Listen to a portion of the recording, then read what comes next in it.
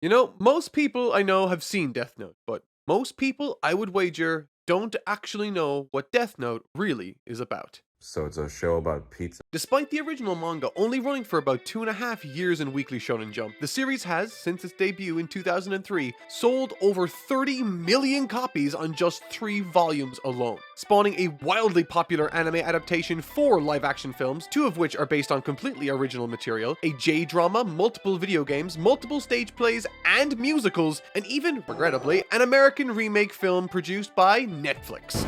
Critically, it remains one of the most highly acclaimed and oft-discussed manga in circulation to this day, though interestingly, this seems to primarily be maintained in the West, while in Japan, the manga's notoriety has waned enough to where it didn't even show up in the top 100 when TVSI surveyed Japanese readers in late 2020.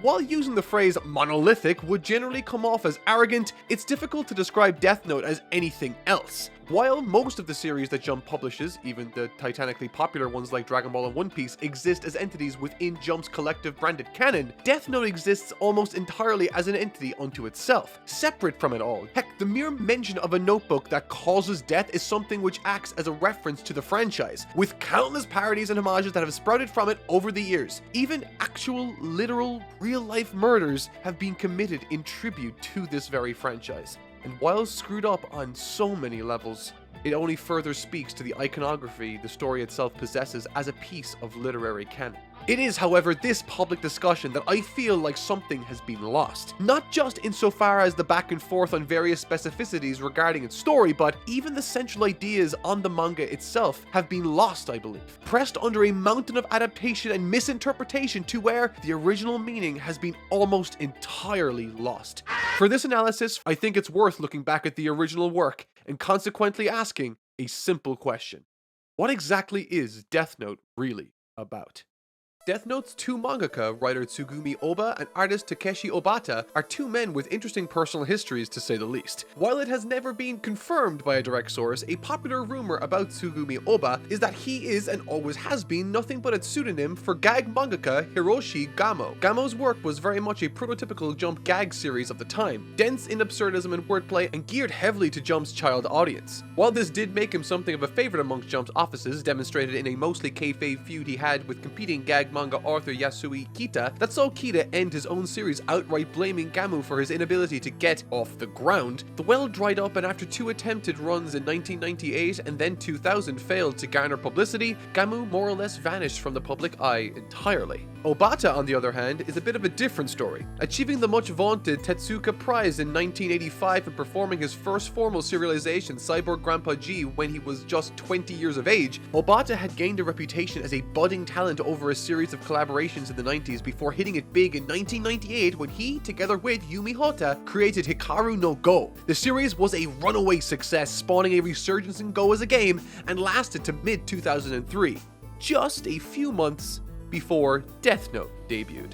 The reason I bring these 2 backstories up is to offer a point of contextualization on the series as a whole. Death Note is not the work of some young author coming into Jump to shake things up with a bold new vision, but a collaboration of a 40-year-old washout under a false identity and a superstar artist still writing his fame, working together under prior relationships they had within Jump itself. Looking at the timeline of the end of Hikaru, the one-shot's publication, and the official serialization of the manga itself, it becomes clear that Death Note has been essentially primed in a pipeline from the start, with the one-shot itself just meant to gauge audience reception and establish the false identity of Oba to the public. Its artistic deviations from Jump's norm are not a visionary working against a hierarchy, but instead a hierarchy purposely deviating from itself for revenue.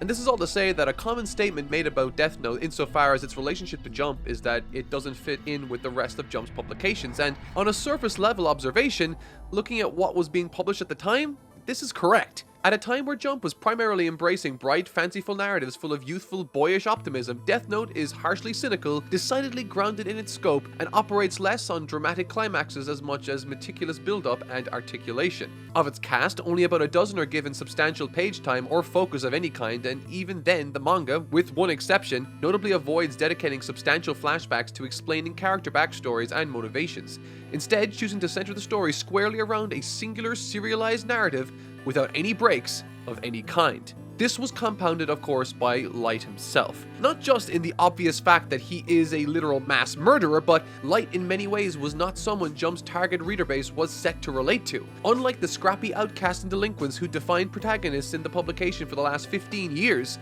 Light is a top-level student set for the best university in the country, beloved by his peers, popular with women, and is the son of a deputy director of the Japanese NPA. He is not someone to be associated with, but an archetype of ideal Japanese youth, and the manga crucially uses that as shorthand for his entire characterization that feeds into every aspect of his personality and actions. What especially sticks out about this is when one reads Death Note's original one-shot pilot. The pilot, while it retains much of the basis insofar as the idea of the Death Note and Shinigami, including the character of Ryuk, it is otherwise radically different, and in a way that makes it far closer to a typical Jump manga. The one-shot's protagonist, Taro Kagami, is an ordinary 13-year-old kid who, after accidentally killing his bullies with the Death Note, is utterly horrified by the deaths he's caused, to the point of being unable to sleep. He refuses to use the Death Note after understanding its true purpose, tries to actively cooperate with the police, and goes out of his way to stop his best friend from using the notebook, even at risk of his own life. Everything that Light is not. What is most striking, however, is the inclusion of a single plot point that radically goes against everything in the actual series: the Death Eraser. Using an eraser provided by Ryuk, Taro is able to erase the lines of text written in the notebook and undo the deaths it has caused, the only caveat being that the body still needs to be intact for this to work. There are no downsides to this, and the story even demonstrates this directly in the climax, where Taro demonstrates its power by using the notebook on himself and then having the eraser bring him back. The one-shot ends with the Death Note being destroyed, and in an interesting foreshadowing of the manga itself, Taro and Ryuk years later observing how the Death Note has become an urban legend. The final page essentially asking the young readers what they would do if they had such an item. Now, considering that the pilot was, again, most likely made after the serialization was fully planned, it's interesting how it seemed to have been purely built not off advertising the actual premise of the manga, but instead the idea of a Shinigami's notebook that kills whoever's name is written inside. This is in a way illustrative of the series as a whole, because what the Death Note was sold on was its idea and the conceits that spawned from it. In a Jump which was more or less defined by the three central manga running within it, Death Note was the edgy counterculture piece, the outsider that broke all the rules and because of that warranted attention as the rule breaker. It was, in a sense, Jump's alternative art. But the weird thing is, it still kind of fit. Death Note's anime has some of the most killer music in all of anime. And what better way to experience that than with Raycon's everyday earbuds that now look, sound, and feel better than ever. They're so light you'd barely even know they were on your ears. These bad boys are deathly cool, and take note of all these awesome colors. I'm rocking the flare reds and they fit perfectly on my ear thanks to the optimized gel tips. I can flail around like a madman and they straight up won't budge. The fact it's got 8 hours of constant playtime and a 32-hour battery life means they're always ready to go whenever I need them. They're super customizable too. For example, you can swap between 3 sound profiles to really tailor the sound to your preference. You can dial up the madness with the bass sound, use pure sound to clear vocals on your podcasts, or simply leave it on balanced sound for a one-size-fits-all approach. You can also pick noise isolation or awareness mode to decide whether you want to be totally immersed or keep track of what's going on around you. It's as simple as holding the left or right earbud respectively for 3 seconds to cycle through these modes. These things have over 50,000 5-star reviews thanks to their awesome audio quality, and that comes at half the price of other premium audio brands. You'd be taking a huge L and not picking these bad boys up. So what are you waiting for? Click the link in the description or go to buyraycon.com/notmark to get 15% off your Raycon purchase.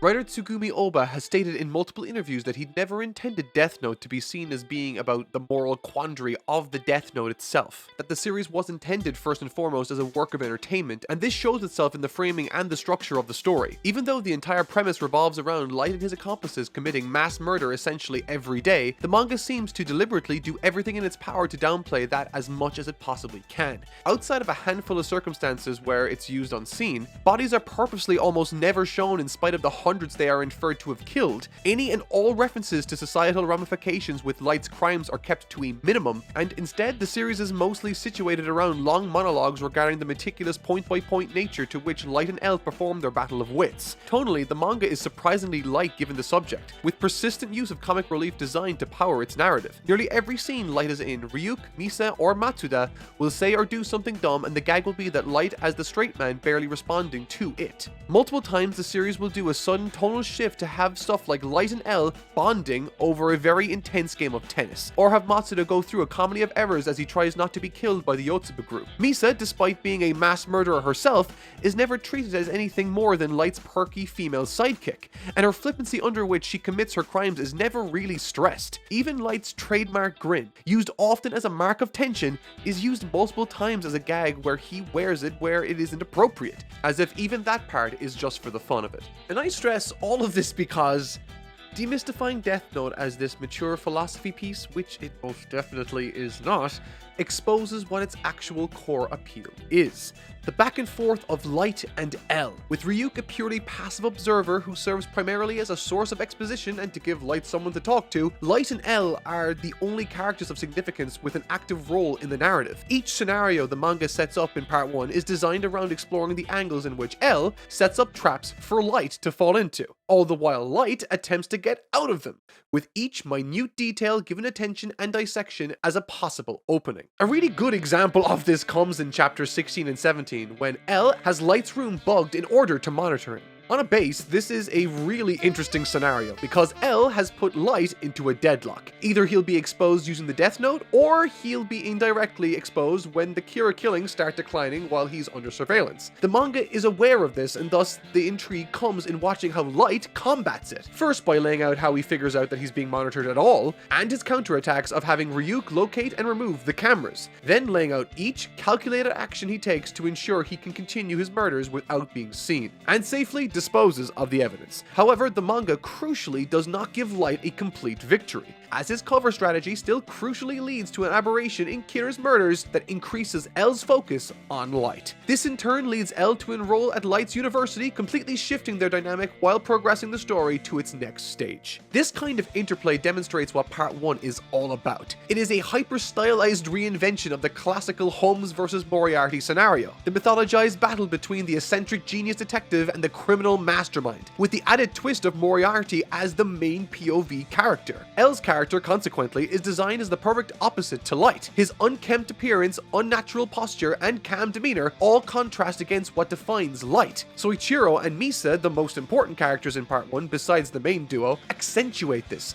Soichiro as a Watson provides an added conflict in how he is both directly aiding L, yet also refusing to believe Light as the culprit, while Misa upon her introduction provides Light his Moran, a loyal accomplice who, while not an intellectual fighter, provides a direct actor who gives Moriarty/Light a host of actions not possible as a lone actor. And framing all of this is the series' final essential element: the rules. Concluding nearly every chapter is a relaying of the various rules with which the Death Note Shinigami and associate elements function under and how they work. The notebook kills by writing someone's true name while picturing their face. Unless specified, the cause of death will be a heart attack initiated 6 minutes and 40 seconds after the name is written. All thus needed is not the notebook but the paper within, and so on. These rules go extremely in-depth, laying out numerous theoreticals, and the vast majority don't factor into the story at all, but all of them go a ways in establishing something important: what is and isn't possible for Light and other characters to do. Even if something is seemingly irrelevant, the fact that it is a possibility is something which the reader is made to consider. Light even exploits the importance of this mechanic by hinging a crucial tactic on forging rules, essentially invoking the later Ellery Queen problem,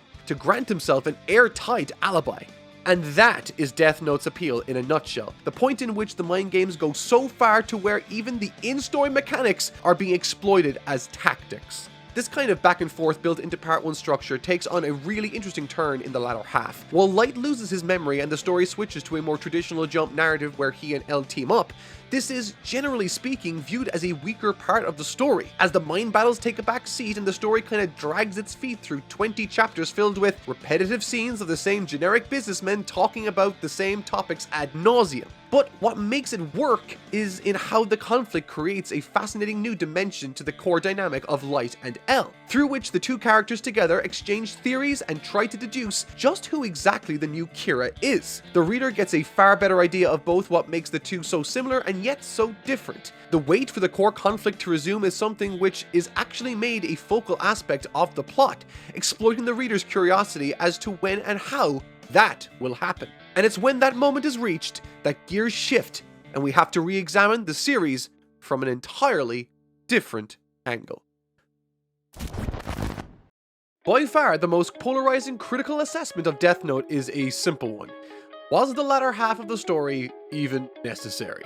It is hard to argue against the fact that the latter half of the manga, which I'll now call Part 2 for brevity, is decidedly unpopular. Not only does the 2006 anime substantially pare it down to 12 episodes in spite of adapting the only slightly longer Part 1 in 25, but both the live-action films and J-dramas substantially alter the narrative so to end the series with Part 1 working in plot aspects of Part 2, but crucially ending the series so that it concludes with Light and L's final fight. Ask anyone on any anime discussion platform out there and they will say Part 2 was a mistake, a failure of design, and all kinds of other negative statements that overall color how the story is viewed today. There is overall a lot to unpack about what does and does not work and what exactly what is there is supposed to mean. So let's dig into that by first addressing the common criticisms at play.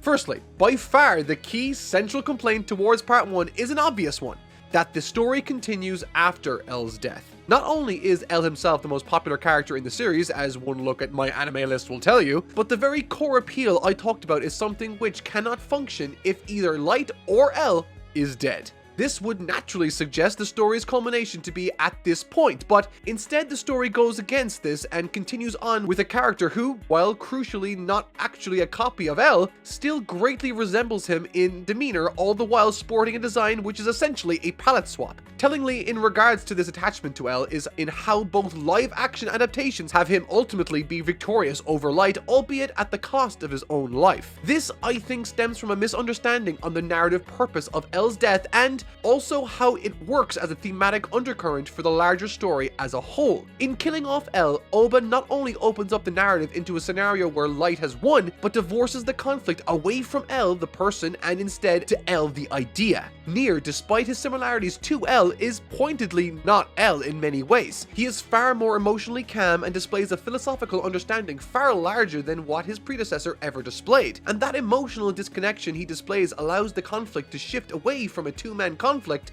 to something more universal in scope. I'll get into this more later, but for now, I just want to say, in order for the story Oba and Obata were telling to work, Light needed to beat L. Nothing more, nothing less.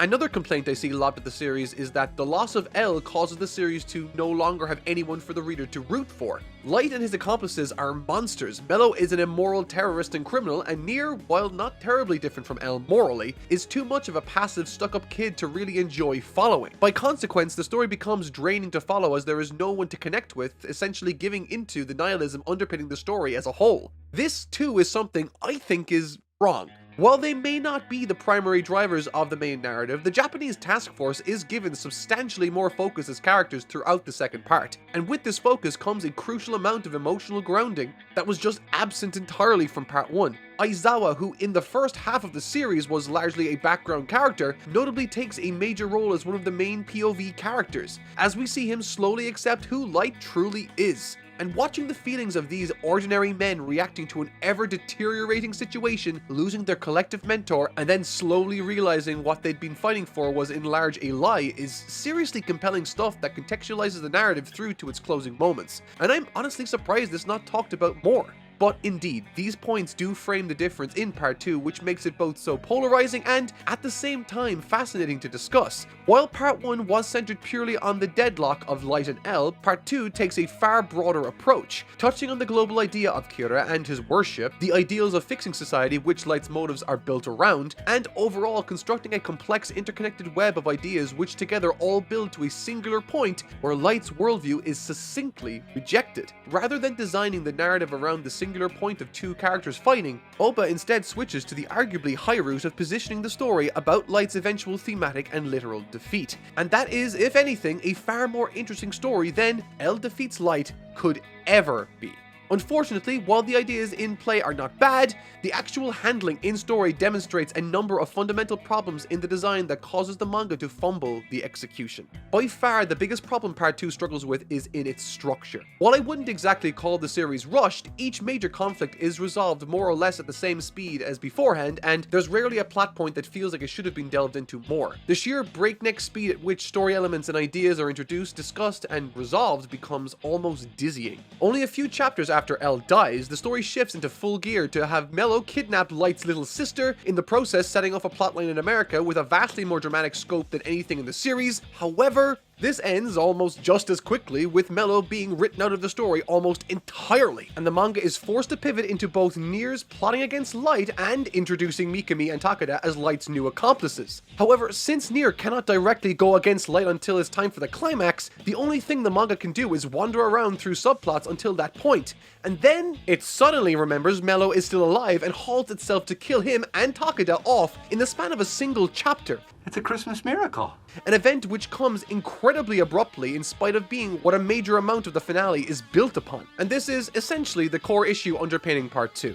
Because the only logical story direction Oba has is to have Nier defeat Light, the entire narrative until that point is just delaying the inevitable, and consequently the story is left overcomplicating itself to compensate. Chapters are routinely interrupted by lengthy monologues designed to recap information, and it becomes often difficult to remember who knows what, not helped also by how often the series will reveal that what characters thought they knew was just false information. While individual subplots such as Kira's global worship or Aizawa becoming Nier's inside man on the task force are interesting as well as narratively and thematically relevant, the way these storylines pivot between one another never really feels cohesive, and there's a lot of space where it feels like the story could have used its time better. Probably the biggest victim of this kind of narrative crunch is Nier, unfortunately. While the complaint about him being a carbon copy of L is inaccurate, the lack of any real breathing room combined with how passive a character he is means that his role for much of Part 2 is largely relegated to just occasional cutaways which seem to exist mainly to remind the reader that he even exists. His relationship with Light lacks the personal edge that made L so compelling, and his tactical maneuvers are mostly just in recapping things the readers already know, while again, the point still sees the engagement suffer because of it. Conversely, Light's role is dramatically reduced, as the shift in focus means he's rarely put in the actual conflict until the end. Up until the climax, Light in Part 2 is a bit of a cipher, as the fact that he's already effectively won means there's nowhere for him to go until he's beaten. He doesn't really affect Nier or Mello as much as they vaguely affect him, and his relationships with his accomplices, despite them being what the climax in part hinges on, is crucially underdeveloped to where it's not quite clear what he thought of Mikami, even by the end. And that's the thing. While Part 2 tries to expand the scope to a thematic ideology, it consistently is unable to juggle the weight that entails. Ideas like Kira's worldwide influence and worship are left feeling unexplored and underdeveloped. Characters like Mikami feel forced in without proper build-up or payoff, and there is overall a dragging pace. While the shift outside the two-man battle formula is commendable, it comes at the cost of the thrilling mind games which Part 1 enjoyed, and is overall, in layman's terms, a bit of a drag. Which makes it all the more impressive then that despite the myriad of flaws the second half suffers from, the climax is genuinely gold. Even though it is effectively just 7 chapters of the remaining characters standing in a dark, abandoned warehouse and talking, the series finale is easily the tensest, most dramatic, cohesive section of the entire narrative, skillfully managing to weave a proper culmination to every idea that had ran through the story and given greater purpose to the previous 20-odd chapters which all existed to set this up. The climax especially serves to demonstrate full purpose to Nier, as his calculated approach allows the finale to carry itself without any unneeded actions or snapbacks, and watching him refute Light so simply is, in a sense, delightful. While it's not perfect, I can't really imagine a better way for Death Note to end. If the overall story was about Light's crusade against evil, then what the story needed to end on is this. Not a grand battle with the fate of justice on the line, but on a question being answered. The true thematic conclusion to the tale. Which finally brings us to the ending and the meaning of this story. この僕が今存在するキラを捕まえたその後でキラに殺人犯になると思うか？そんな人間に見えるのか？思います。見えます。 Without question, the biggest and most persistent misconception about Death Note is what exactly it's about. Most sources, YouTube reviewers, geek culture news sites, and just random people on social media present this about the idea of justice and how the series is reliant on the question on if Light's crusade is right. Light is a mass murderer, yet in killing criminals he is arguably doing the right thing by punishing evil. As Light himself states, in being presented with a god which punishes all evil, people are made to become kinder, and war, premeditated murder, and organized crime are all but eradicated. Crucially, what these arguments do is press forward a single straightforward claim: that the series provides no true answer to the core dilemma. If Light was truly right to perform his crusade, or if Ellen Near were right to have him stopped. What is justice is up for the reader to ultimately decide. Only problem though, there is an answer, and it's pretty plainly that Light is wrong. From the very start of the manga, Light's murder spree as Kira is never shown as anything other than a negative. Never once in the series are we ever shown positive results from his murders. Indeed, it's explicitly noted that crime goes past the rate it was before Kira became a thing after the murders temporarily go away. Besides Misa, who is not meant to be seen as sympathetic in the slightest, no one is ever shown being benefited from Light's crimes, and the only one who suggests such, Matsuda, is repeatedly called out for it by other characters. Moreover, the idea that Light is anything but a villain is laughable. Even though Light sincerely does believe he is doing the right thing, his characterization is shown to be petty, unhinged, and remorseless insofar as the innocent lives he takes, and he displays an extraordinary absence of sympathetic and humanizing traits. Never once does the manga or creator ever portray him as a fallen hero. All it does is refer to him as childish and, quote, pure. This is important. And indeed, he can't be, as everything he does by the end is stuff he was planning to do from the start. Even when he dies, the reader isn't invited to mourn him, but just think about the sort of person he was. This is all clinched in the most thematically crucial moment of the entire series when, after an extended 6-page rant expressing all of his motives and worldview, Light's entire ideology is destroyed when Near bluntly tells him that, as he cannot dictate what is objectively right or wrong, Kira is therefore nothing more than a murderer. Seeing as Elle and Near openly state they are not fighting Kira for the reason of justice, but respectively personal interest and pride as the world's greatest detectives, and regarding Near a desire to finish what Elle started, this actually gives a different message entirely. That justice does not exist as an objective concept, but only what one perceives in their own mind. Hence, forcing that justice onto the world as a god is wrong, not because of ethics, but due to that very contradiction itself.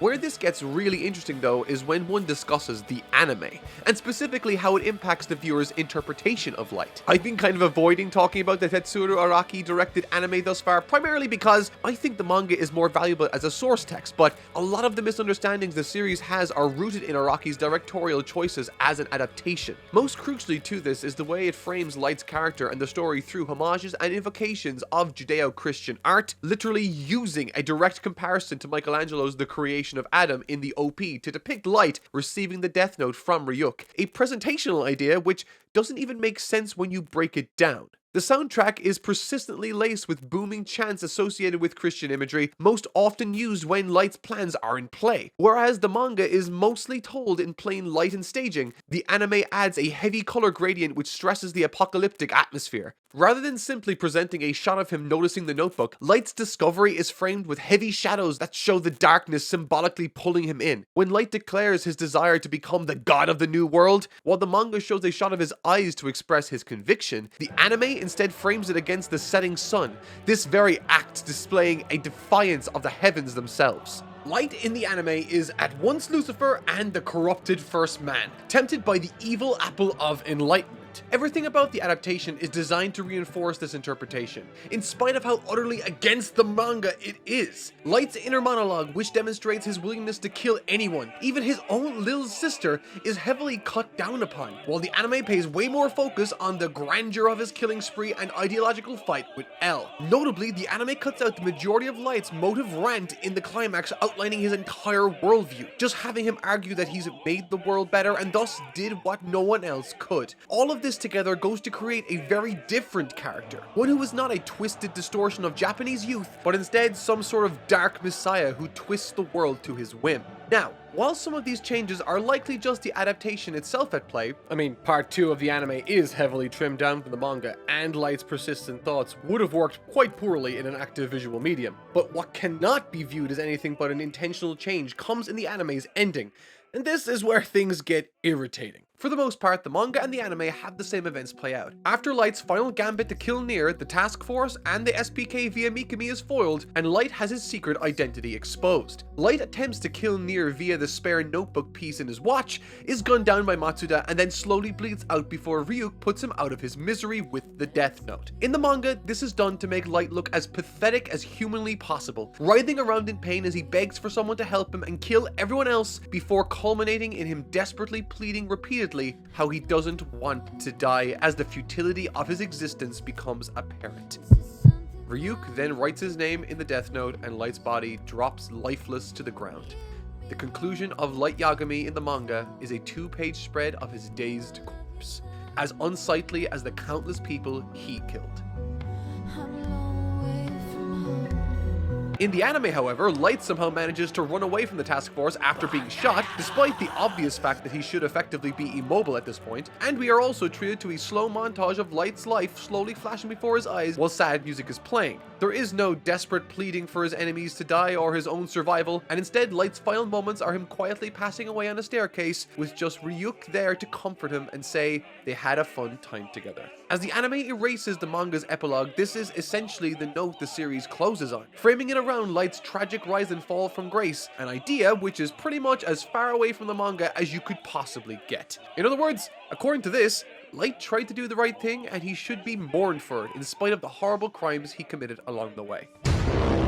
This kind of reinterpretation and attempt to justify a misconception about the text as the actual truth continues into all other adaptations of the story, essentially piling on top of each other this idea that falls apart the moment you actually read the original text. The live-action films, while they have to have Light's crimes escalate much quicker as a way of moving the plot along, it gives his motives and Misa's backstory far more focus than the actual source material ever did, and thus makes them substantially more sympathetic as characters, including giving Light a far more humanizing death scene than the one he gets in either the manga or the anime. The J-drama discards Light's most defining character trait, his immense intelligence and ego, in favor of him being an ordinary university student who does give a shit about his family and Misa and is shown saving people as Kira. The Netflix adaptation, however, goes the whole 9 yards.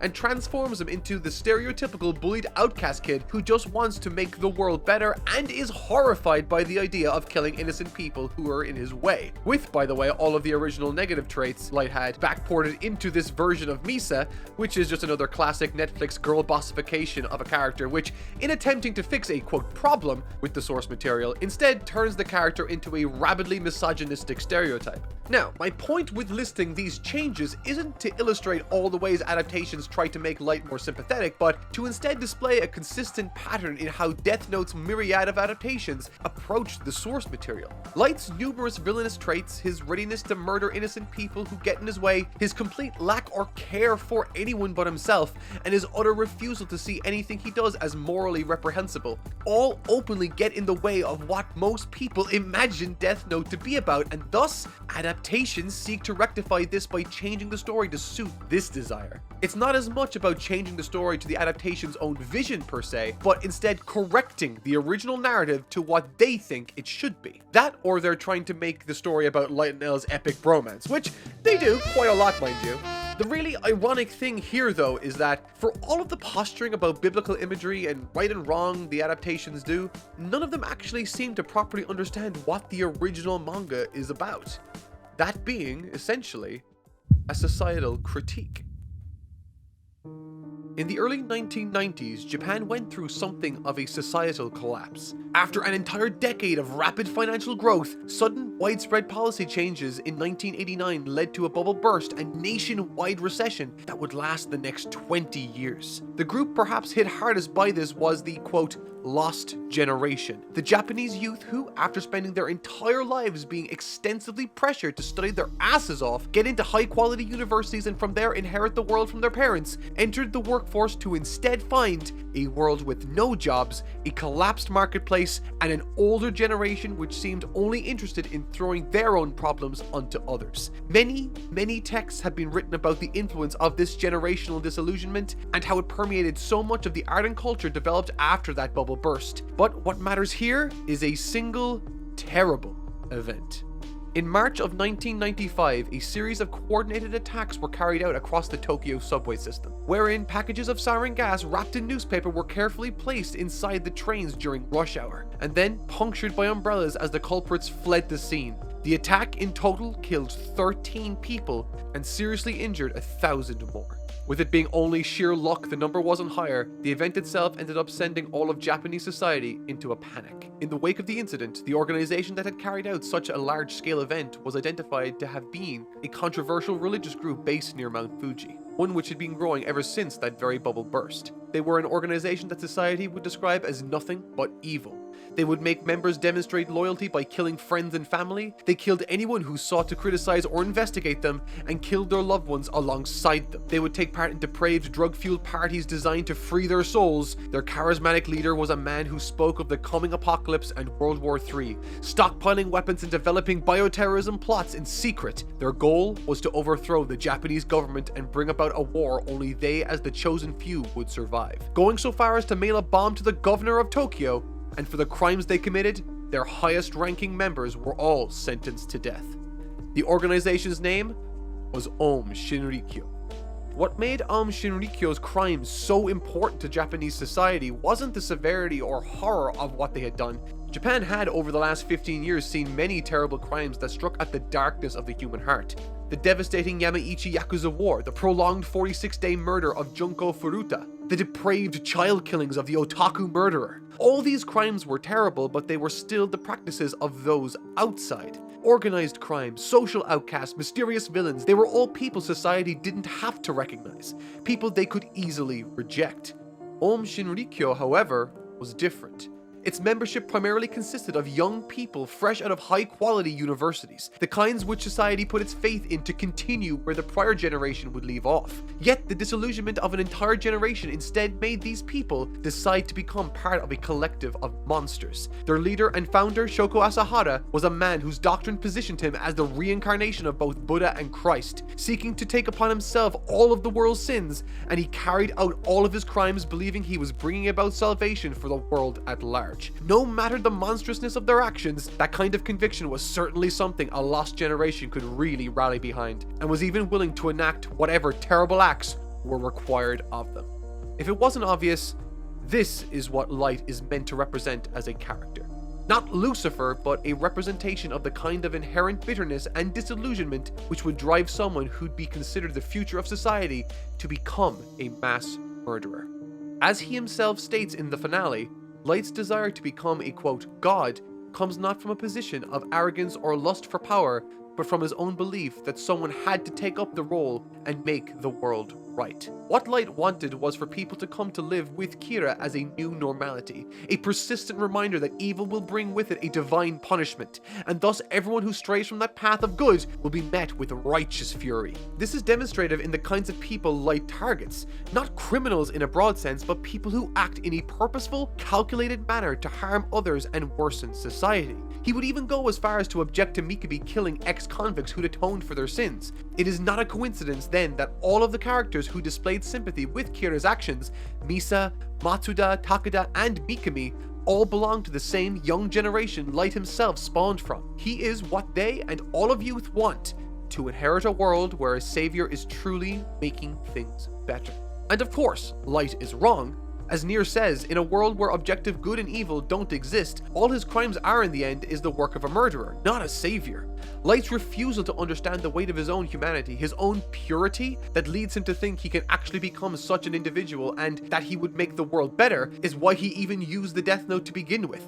Tellingly, what causes Light's own downfall is in Mikami. his own desire for people to understand his worldview, which only ends up working against him as Mikami ends up ruining everything because of his eagerness to aid Kira's world. And when pushed into a corner, Light is left with no option but to deny Mikami as a person. And when Light himself is left begging for someone to save him, Mikami denies him right back, his delusion shattered by the truth of who his god really turned out to be, making him then realize that Light ruined his life. And so, in a sense, Light's true death comes not from being outwitted or his hubris, but from his own ideology being proven as wrong. And that true defeat comes not from L or Nier, it comes from the one person to represent everything.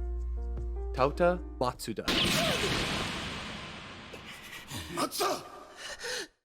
Since his introduction at the start of this series, Matsuda's role has been that of the comic relief. Rarely does a scene with him in focus pass where he's not made the idiot, with characters shouting, "Matsuda, you idiot," becoming a running gag in the story. He's treated as a joke, humiliated, nearly killed a number of times, and overall, in general, disregarded. This makes it all the more shocking and important, however, when it ends up being Matsuda who puts down Light for good, riddling him full of holes as Light barks orders at him to kill Nier and the task force. Even as Light tries to convince him to stop, Matsuda doesn't, and has to be physically pulled away by the rest of the task force before he kills Light outright. Why this scene is so important is simple and yet answers everything Death Note has been about. Unlike L and Nier's teammates who staunchly agree in Kira needing to be stopped, Matsuda stands squarely in a grey area. As the young rookie police detective who got in on family connections, he understands that Kira is a mass murderer, but can't help but sympathize with him as someone trying to make the world a better place. While Aizawa in Part 2 represents how an older reader might feel,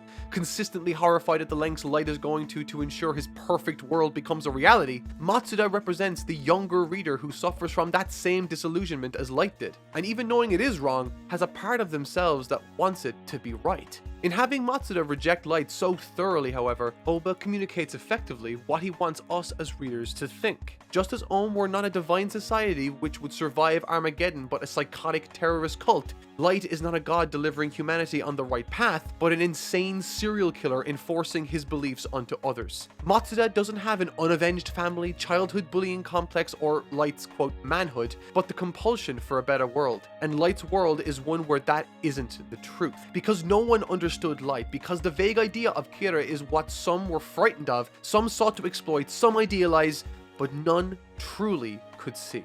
Kira is death. Kira is God. Kira is salvation. Kira is all of those things. Because it is an idea which Light Yagami embodies, and Misa Amane, Kiyomi Takeda, and Teru Mikami worship. But that idea is a child's understanding of those things, because Light is too idealistic to understand that murder in the name of justice is still murder. Death Note might not be a story of two ideals fighting, but it is a story of how an idealist's view of justice is wrong. Light dies not out of hubris, but because he ultimately cannot understand that anyone would truly see him as wrong. The final reveal of the series, given in the very last rule page, is that there is no such thing as the afterlife. In a world of Shinigami enacting death upon all, the entire world itself exists in a state of near cosmic nihilism, where one's very soul ceases to be the moment they die. Light knew this from the start of his journey, but when faced with the reality, he devolved into fear, his pitiful begging reinforcing his own hollowness as he dies miserable and terrified. Light Yagami, Kira, has been defeated, his world destroyed, his personal legacy all but erased. He exists as a cautionary tale at best and a cruel joke at worst. Justice doesn't exist, life doesn't exist, and a better world doesn't exist. So the question comes, what then?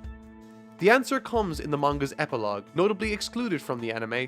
It depicts a world 1 year after Light's death where, in spite of no one outside of Nier's team and the task force knowing the truth behind Light's crimes, the absence of Kira has seen the world revert back to the way it used to be. Matsuda, still emotionally scarred from the climax, discusses a theory he has on it and the possibility of Nier being himself a far more dubious character than once believed. As pointed out, this isn't coming from a place of logic or truth, but because he wanted to believe that Light, regardless of his crimes, was someone he still wanted to understand and believe in. With the world having reverted back in the wake of Kira's death, can anything of what they did be considered right?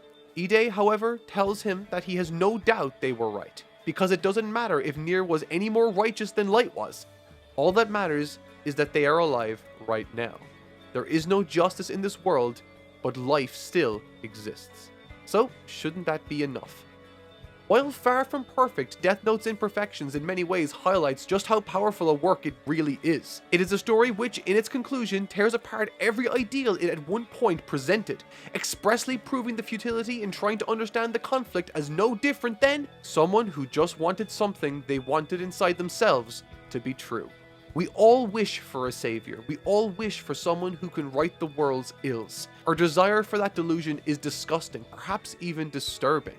And someone who would take that role on is certainly a madman, but it is, nevertheless, human. And as life goes on, so too does this delusion. Our prayers for a better world, one which we live in, to the very end. Thanks for watching.